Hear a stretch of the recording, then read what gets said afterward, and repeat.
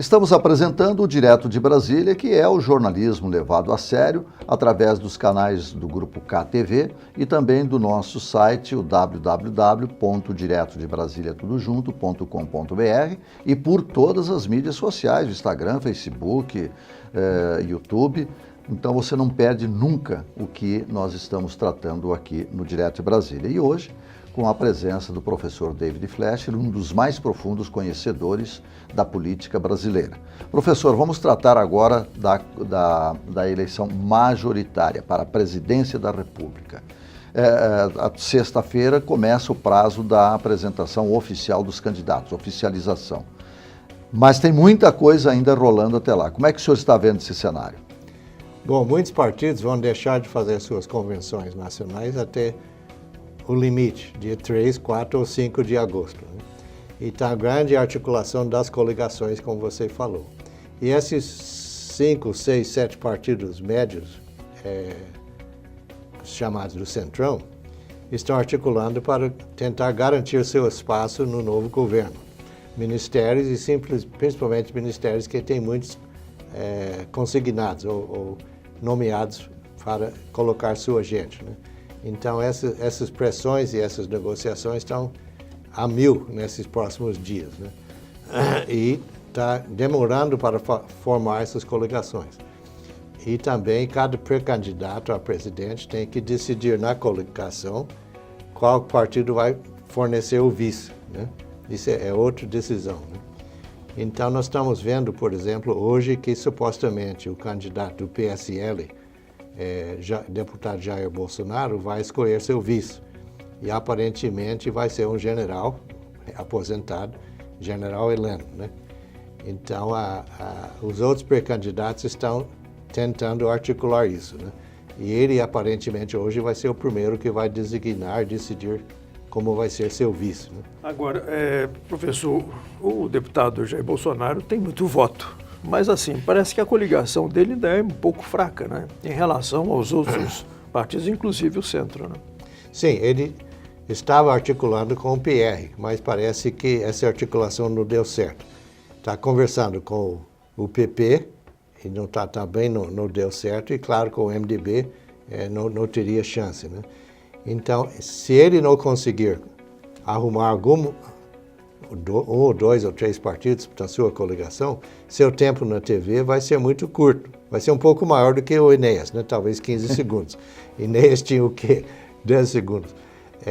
Então, essa é outra realidade que os candidatos a presidente têm que ver. Mas o senhor acha que nessas eleições a participação na televisão ela ainda é muito importante em relação à internet?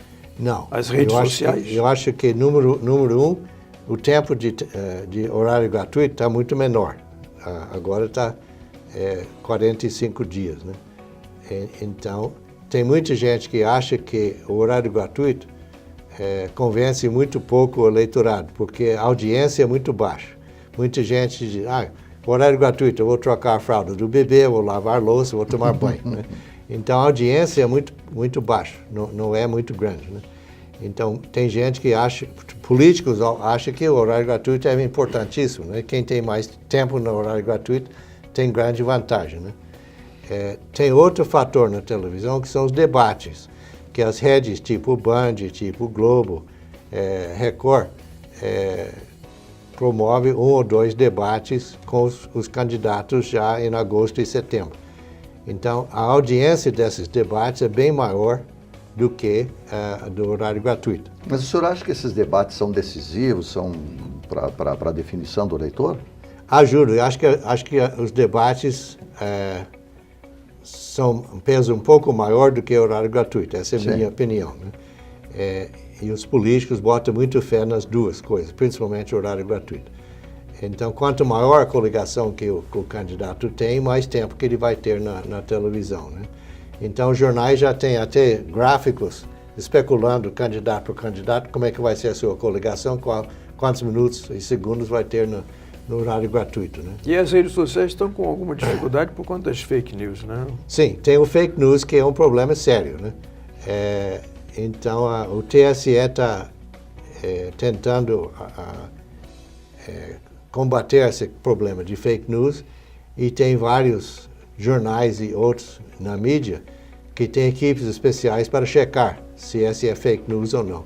O próprio Trump, por exemplo, foi fazer esse vexame em Helsinki, junto com Putin, na segunda-feira, voltou para Washington e diz, não, a reportagem nos jornais sobre o que eu fiz lá é tudo fake news.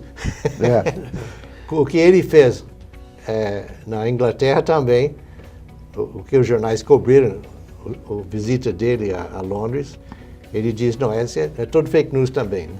Então, muitos candidatos usam o termo fake news para desqualificar qualquer acusação contra eles. Né? Nesse caso, o Trump é fake news. Sim, exatamente. Ele próprio. Ele é o fake news. Ele próprio. É porque o que ele conversou intramuros ou entre paredes com o Putin, ninguém sabe, né? Por enquanto. Por enquanto. Mas às vezes as paredes vão começar a falar, né?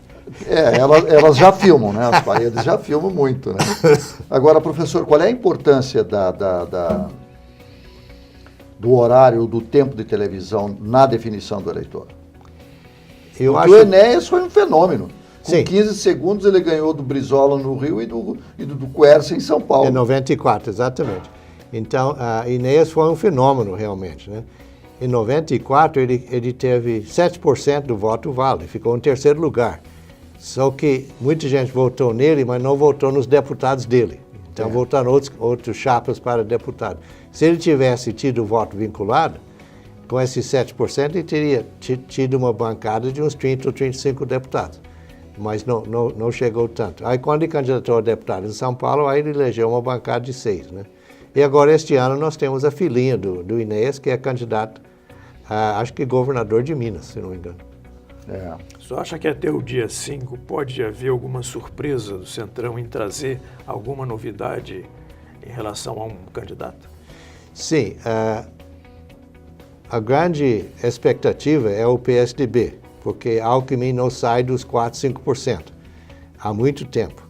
Então tem muita gente achando que o PSDB, que é um pouco mais sensato e tem um pouco mais de cérebro, vai decidir que Alckmin não vai a lugar nenhum e vai colocar Dória como candidato. Isso seria uma grande novidade para a corrida presidencial. E Dória poderia puxar apoio de vários outros partidos e entrar no páreo representando esse centrão que não tem candidato por enquanto, né? do chamado centro, né? O centrão. Então, essa é uma possível novidade, eu não sei se vem acontecer. Agora, como o Alckmin é presidente nacional do PSDB, o senhor vê a possibilidade dele, vamos dizer assim, em nome do altruísmo, para o sucesso dos tucanos, eu renuncio?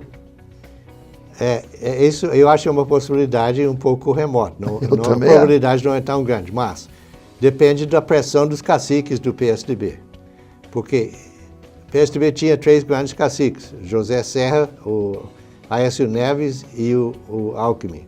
Todos 3 com fortes acusações de corrupção. Aécio Neves foi destruído. Serra não vai candidatar nada, vai continuar no Senado. E Alckmin tem cada vez mais acusações de contratos e propinas em São Paulo, rodovias, trens, etc, etc. E gente muito perto dele está acusado e já passou pela cadeia, etc, etc. Então, o PSDB, os caciques, querendo ter um candidato ficha limpa, como o Dória, por exemplo, que por enquanto a ficha dele é limpa, vão talvez pressionar Alckmin para candidatar ao Senado e não mais a presidente.